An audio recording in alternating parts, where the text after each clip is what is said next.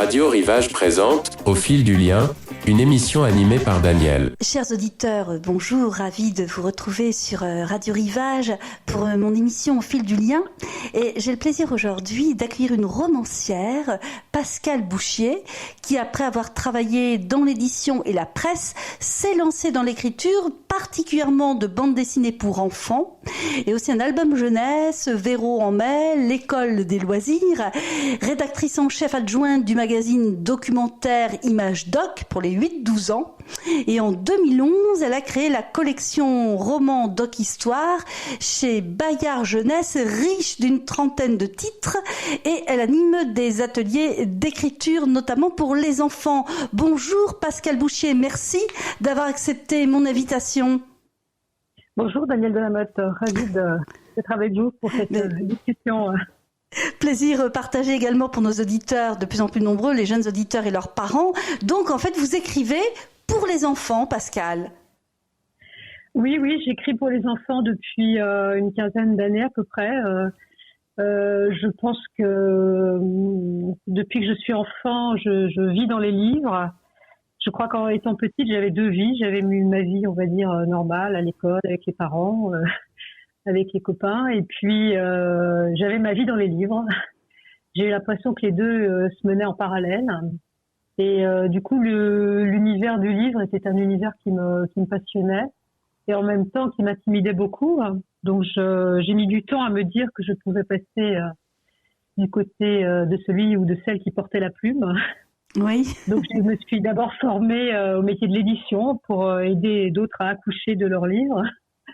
Et puis, quand j'ai eu 45, 50 ans, c'est-à-dire quand mes enfants ont été élevés, que mon travail salarié me le permettait, je me suis mise à écrire doucement, en prenant des cours dans des ateliers d'écriture. C'est peut-être ça qui m'a sensibilisée à la forme de l'atelier d'écriture et qui m'a ensuite amenée à me poser la question de pouvoir en proposer moi-même. D'accord, donc une vie imaginaire aussi riche pour vous. Oui, je pense que effectivement mon genre privilégié en tant que lectrice a toujours été le roman. Oui. Je suis de celle qui a du mal à s'endormir sans avoir lu quelques pages. Je suis de celle qui suis en deuil quand j'ai terminé un bon roman et que j'en ai pas encore trouvé un autre. Oui, une véritable passion. Je suis très attachée aux êtres imaginaires autant qu'aux réels. Et voilà, et je pense que c'est aussi de là que vient mon intérêt pour l'histoire. Alors, vous écrivez pour les enfants, mais vous écrivez sur l'histoire, notamment. Oui, alors c'est vrai que l'histoire a toujours été un genre de prédilection pour moi. Je pense que c'était quand j'étais enfant, c'était ma matière préférée, sans doute. Je me suis peut-être à une époque rêvé prof d'histoire, et puis je n'ai pas eu la patience d'être professeur. Mais c'est vrai qu'aujourd'hui, en écrivant des livres documentaires, soit romanesques, qui traitent essentiellement de l'histoire, là aussi, je fais revivre une passion d'enfant et c'est fabuleux pour moi. Et à votre manière, vous enseignez l'histoire aux enfants? Oui, exactement. En fait, c'est ça. Je me suis rendu compte que finalement, cette envie que j'avais de transmettre l'histoire quand j'étais ado, on va dire. J'avais des parents enseignants, donc c'est vrai que je m'étais rêvé professeur avant de réaliser que c'était peut-être pas pour moi. Finalement, le fait d'écrire effectivement des romans romanesques ou des documentaires sur l'histoire m'amène à passer ce relais aux enfants et j'en suis très heureuse. Alors, vous disiez dans un article paru dans le Télégramme, le confrère du Télégramme en décembre 2022, que vous aimiez l'accroche pour les enfants, c'était la petite histoire dans la grande histoire.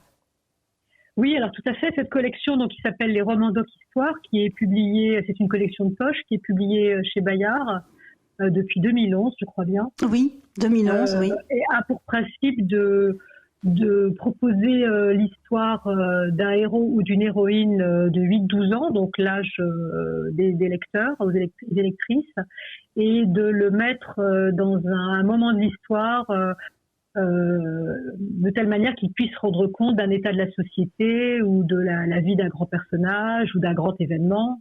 Donc, par exemple, le premier qui était sorti dans cette collection s'appelait Titus. Et Titus était un petit enfant plébéien, un jeune plébéien d'une douzaine d'années qui vivait dans la Rome du 1er siècle sous l'empereur Trajan. Et j'avais eu envie d'écrire ce roman parce qu'en fait, j'avais fait une petite bande dessinée sur ce qu'on appelle les insulae, qui sont les immeubles romains. Rome était une ville surpeuplée où on construisait des immeubles assez hauts pour l'époque. Et il y avait dans cette ville d'une spéculation immobilière incroyable. Il y avait beaucoup d'incendies aussi parce que ces immeubles étaient en bois et brûlaient facilement. Et je m'étais dit, là j'ai des choses passionnantes à raconter sur ce qu'est cette ville de Rome pour les enfants. Et m'arrêter au bout de 5 ou 6 pages de BD m'avait laissé sur ma faim. D'où l'idée d'aller plus loin et donc de proposer cette collection qui permet d'avoir donc des héros ou des héroïnes de l'âge des enfants, qui permet au lecteur de se projeter donc facilement dans l'histoire, et puis en même temps de leur rendre compte d'un état de la société à cette époque. Voilà, donc c'est quelque chose de facilitant pour l'enfant. Et en même temps, on nourrit son affectif avec une fiction. Bon, il y a toujours évidemment pas mal d'action. Oui. Et en même temps, on lui apporte un contexte documentaire important. Et en plus du roman, le livre propose justement des pages documentaires qui sont souvent sous forme de grandes images fléchées, donc qui sont très très faciles et qui sont un trésor d'images pour des lecteurs qui apprennent autant par l'image que par le texte, évidemment, à l'âge qu'ils ont. D'accord. Alors oui, en fait, vos créations sont très réfléchies concernant l'accroche, parce qu'on dit souvent que les enfants et les adolescents ont du mal à s'intéresser à l'histoire, mais vous avez pris l'accroche affective, c'est-à-dire rendre attachant un personnage pour mieux lui raconter l'histoire de ce personnage dans un temps qui n'est plus le nôtre. Tout à fait, tout à fait. Je pense que c'est vraiment une porte d'entrée qui est facile. Donc ça permet de voyager dans le temps et dans l'espace. Et maintenant, cette collection qui compte une centaine de titres, oui. Ça s'est attaché à toutes les périodes de l'histoire, non seulement de France, d'Europe, mais aussi du monde. C'est aussi une collection qui a l'immense avantage de proposer autant de héros que d'héroïnes. Oui, ça vous y tenez. Oui, vous y tenez, ça. J'y tiens énormément oui. Parce que quand j'ai commencé à travailler dans l'édition, il y avait souvent le propos qui consistait à dire que les filles s'identifiaient facilement à des héros garçons et que c'était pas le cas. Le cas inverse n'était pas vrai. Et je trouve ça problématique. Moi, oui. militant des filles et des femmes, je trouve que cette collection a cet avantage de proposer énormément d'héroïnes et c'est un bien. Et d'ailleurs, vous avez écrit l'histoire des femmes en BD en novembre 2021. Voilà, c'est mon dernier ouvrage paru, effectivement, qui a alors lui, le biais, disons, accrocheur pour les enfants, c'est la bande dessinée. C'est une collection qui s'appelle les encyclopédies Image Doc par la bande dessinée. Ce sont des livres souvent copieux. Le plus important, c'est quand même 450 pages. Ah oui. C'est l'histoire du monde, un BD, qui propose une cinquantaine de bandes dessinées avec des pages documentaires qui permettent de contextualiser ce qui a été raconté dans la BD et d'aller au-delà ou d'aborder des thèmes qu'on n'a pas pu aborder en BD. Donc là, c'est pareil, on va capter l'intérêt de l'enfant par un genre qui lui est cher, celui de la bande dessinée, et on va lui apporter énormément de savoir, soit par la BD, qui est une BD documentaire extrêmement fouillée, et soit par les pages documentaires qui vont plus loin que ce que peut raconter la bande dessinée. D'accord, donc en fait, il y a une approche pédagogique. Ah, complètement. Oui. C'est tout à fait, je dirais, le propre des journaux et des livres de Bayard en général. D'accord. Alors, vous écrivez pour les enfants, on dit souvent que c'est un public difficile. Quels sont les retours que vous avez de vos jeunes lecteurs et lectrices ? Alors, écoutez, la collection des romans d'histoire est une collection qui est très appréciée par les professeurs des écoles de cycle 3, parce que ce sont des ouvrages qui sont assez courts, donc je pense que des enfants qui auraient éventuellement du mal à lire peuvent s'y projeter sans difficulté. Et puis il y a cet équilibre romanesque et documentaire qui est aussi un équilibre intéressant et qui s'adresse à différentes parties de l'intelligence de l'enfant, je dirais. Donc je pense qu'il y a plein de manières de les capter, et c'est vrai que c'est une collection qui marche très très bien, qui je crois est en bonne posture dans les ventes à Bayard pour ce qui est des livres de poche. Je crois que c'est la deuxième collection oui, c'est un succès pour Bayard. Donc c'est une grande fierté que de produire ces livres et de les proposer aux bien enfants. sûr. Voilà. Et puis j'ai aussi donc la chance d'aller dans des écoles régulièrement pour proposer aux lecteurs et aux lectrices des ateliers d'écriture, souvent en lien avec l'histoire, mais pas forcément. Le premier atelier que j'avais proposé, par exemple, était en lien avec la guerre de 14-18, à la demande d'une médiathèque qui souhaitait un atelier sur ce thème-là. Et j'avais été extrêmement emballée par le résultat, la production des enfants sur ce thème-là. Je leur avais suggéré à l'époque de produire un écrit. Il y a eu énormément de lettres qui ont été échangées pendant la guerre de 14. Donc j'avais proposé aux différentes classes que j'ai rencontrées de travailler sur ce thème-là. Et sur le mois et demi qu'avait duré ce travail, j'avais vu l'évolution des enfants par rapport à ça. Certains étaient au départ extrêmement timides, ou avaient le sentiment que c'était pas dans leurs compétences que d'écrire. Et puis ils s'étaient petit à petit livrés, jetés à l'eau, on va dire. Et j'avais eu la surprise fabuleuse de les voir à la fin déclamer leurs lettres par cœur pour la plupart. Oui. Donc j'avais eu l'impression qu'il y avait quelque chose que c'était gagné, quoi. Oui. Donc en fait, vous travaillez sur la créativité des enfants et puis aussi sur les relations humaines, sociales entre eux. Tout à fait. Et le retour des professeurs sur vos ateliers, Pascal, est-ce que vous pouvez nous en parler?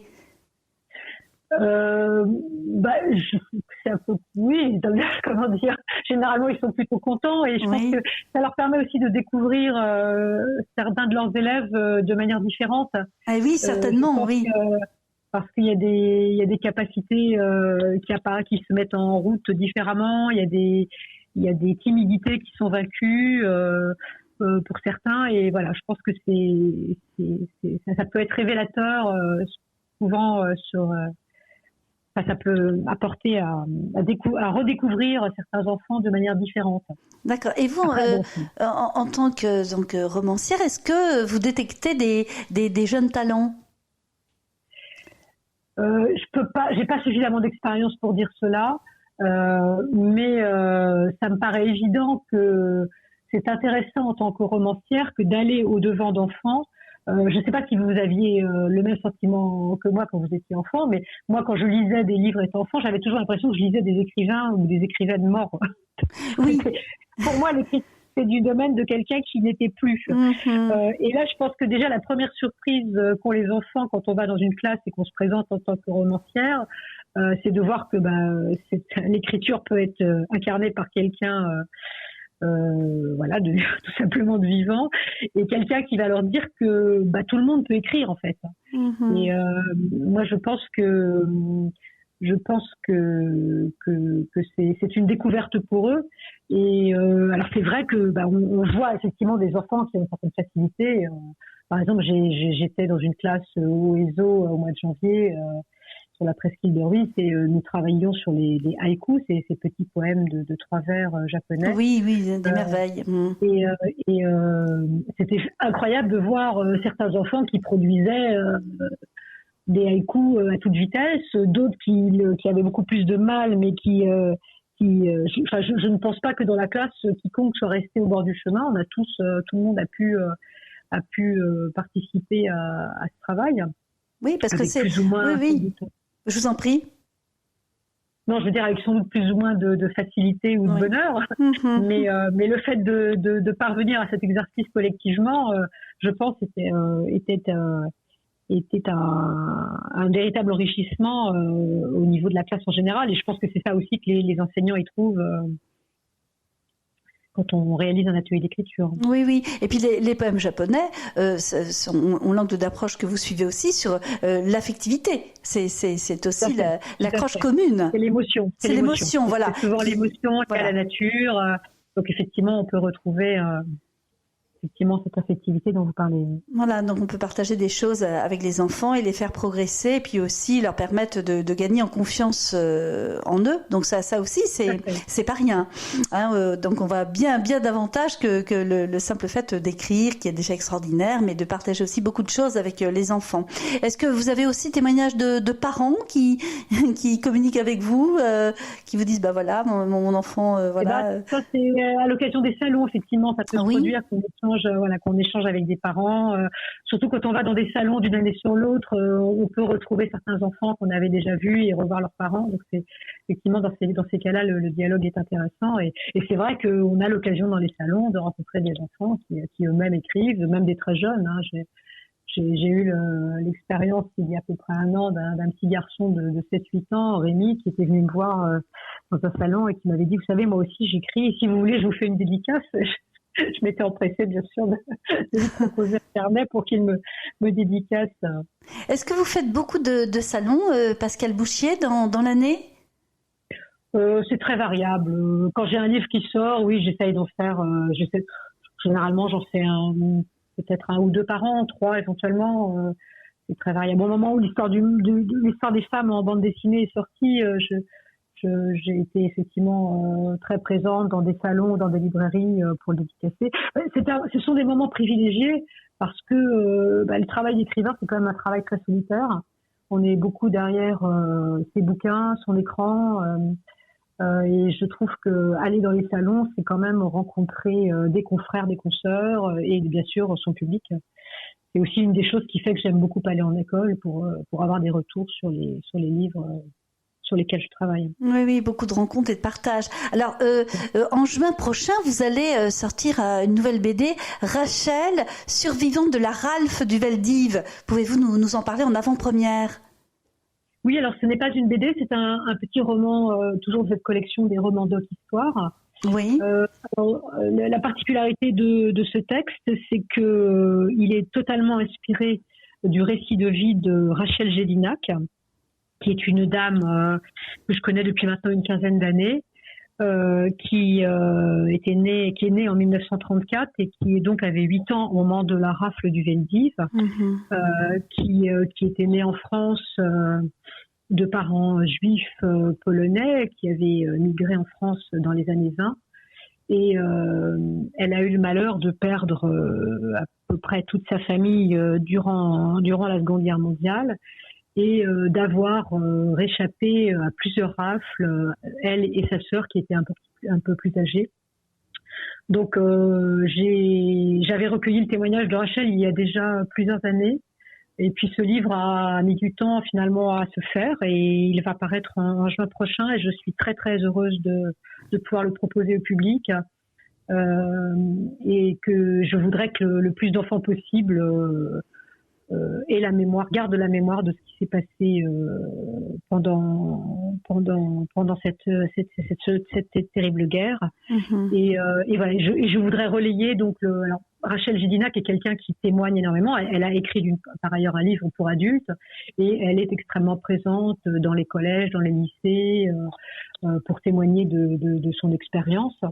Et voilà, donc ce petit roman, c'est une pierre de plus à l'édifice de cette mémoire qu'elle tient à transmettre, et je suis très très heureuse que ce livre sorte, et j'espère qu'on va pouvoir le dédicacer toutes les deux prochainement. Oui, alors un sujet grave, tragique, qu'il est difficile d'aborder avec des enfants, mais que vous parvenez à travers toujours la lumière mise sur un personnage. Oui, je pense qu'il n'y a pas de sujet qu'on ne puisse pas aborder avec les enfants. Il faut juste leur laisser la possibilité de s'exprimer ensuite là-dessus. C'est vrai que la Shoah, c'est quand même quelque chose de très difficile à aborder, mais quand on va par exemple dans un lieu comme le mémorial de la Shoah à Paris, on voit que tout est fait pour en parler avec le jeune public. Moi, je travaille d'ailleurs avec le mémorial de la Shoah, que mes pages documentaires soient relues et abordables par les plus jeunes. Oui. Mais voilà, je pense que tout peut se dire. Il faut juste trouver les mots pour le dire. Et voilà, et continuer à témoigner. Voilà, c'est ça. Oui, c'est ce que j'allais vous dire. En fait, vous avez une grande appétence pour le témoignage. Oui, tout à fait. Hein, alors, sans doute lié à votre travail de journaliste. J'avais envie de vous citer une très belle citation allez-y. d'Annie Ernaux. Je crois que c'est dans Les Années, son livre qui s'appelle Les Années, qui dit la chose suivante: la mémoire apparie les morts aux vivants, les êtres réels aux imaginaires et le rêve à l'histoire. Voilà, je trouve que c'est très riche et c'est un petit peu sur ce terrain-là que je souhaite travailler. Oui, et puis les valeurs aussi qui y sont attachées. Tout à fait. Alors, nous arrivons au terme de cette interview, Pascale Bouchier, passionnante. Pour chacun de mes invités, dans mon émission Au fil du lien, je tends une carte blanche qui permet à l'invité d'aborder un sujet qui lui tient particulièrement à cœur et que nous n'aurions pas évoqué pendant l'interview. Quelle est cette carte blanche pour vous, Pascale ? Écoutez, ça ne vous étonnera pas trop, mais je pense que je vais vous parler de la cause des femmes. Oui, je vous en prie, allez-y. Voilà, moi je pense qu'il y a encore beaucoup de travail à faire pour valoriser la place des femmes dans la société. Moi, modestement, à mon niveau, j'ai essayé de le faire. J'ai essayé de valoriser la place des femmes dans l'histoire à travers un livre qui s'appelle donc L'histoire des femmes en bande dessinée.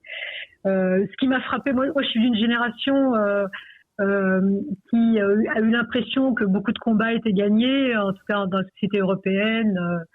Les années 60 et 70 avaient été riches en combats gagnés, mais en fait on se rend compte que rien n'est jamais acquis. Et donc j'ai été passionnée en travaillant sur ce livre de voir tout ce qu'étaient les nouvelles vagues féministes. Oui. Ce qui m'a aussi beaucoup frappée en m'attachant à rechercher des femmes et des filles qui avaient marqué l'histoire, c'était de voir à quel point toutes ces femmes qui émergeaient à toutes les époques et dans tous les lieux du monde étaient des femmes pour lesquelles on s'était soucié de leur éducation, finalement. Et que ça soit à l'Antiquité ou à l'époque contemporaine, une femme comme Hypatie, qui était une médecin du IVe siècle, ou Malala, qui est une jeune pakistanaise. Ce sont des femmes pour lesquelles les parents se sont battus pour qu'elles reçoivent une éducation. Et voilà, donc je voudrais juste qu'on continue à avancer là-dessus, que cette cause soit mieux partagée aussi bien par les hommes que par les femmes d'ailleurs. Et c'est de plus en plus le cas. Oui. Voilà, oui. Et que cette égalité garçon-fille soit au cœur de notre éducation dans notre société et dans toutes les sociétés du monde. Alors, l'éducation auquel vous participez, encore une fois, par l'écriture à la fois des bandes dessinées, des romans historiques pour ce jeune public qui s'inscrit finalement dans l'éveil des consciences. Tout à fait.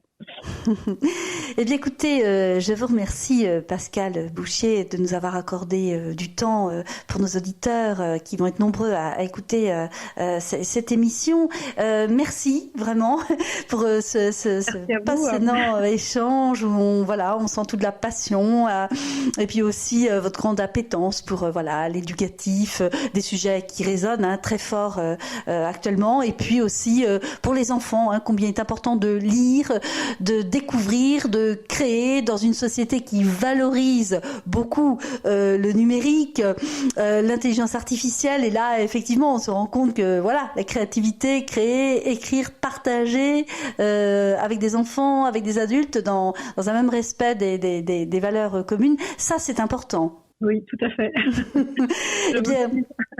Mais, merci encore. Donc je remercie Marie-Noël qui m'a aidé à préparer cette interview.